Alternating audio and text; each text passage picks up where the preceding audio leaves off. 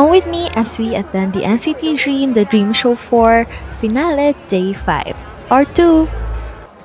Maga ako pumasok ng venue, so I took some pictures and also observed the stage setups because there's a lot of things going on because they have variety of stage setups for each performance. Then a fan gave me this one. Thank you so much. And this is the part before the concert started.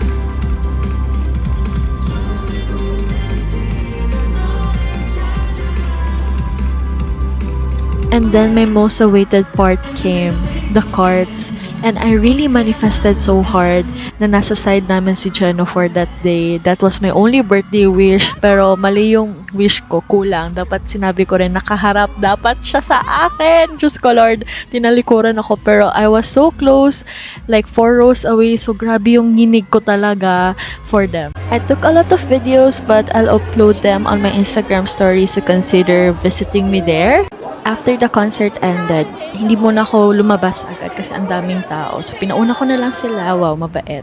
Pero while I was looking for my friends, napunta ako sa likod. A place na hindi ko pa napuntahan. And then, I found a lot of fans. So, naisip ko, okay, this will be a send-off thing.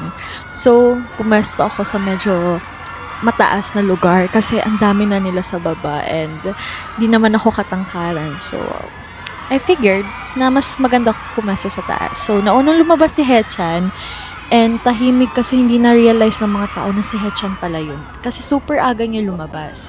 Then, matagal na hintayan. Then, lumabas si Mark kasama si Ronjun.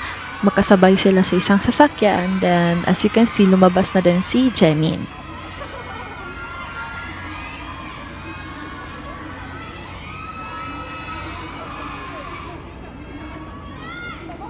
Then, maya-maya, sumunod din agad ang Chunji na sumakay sa isang sasakyan.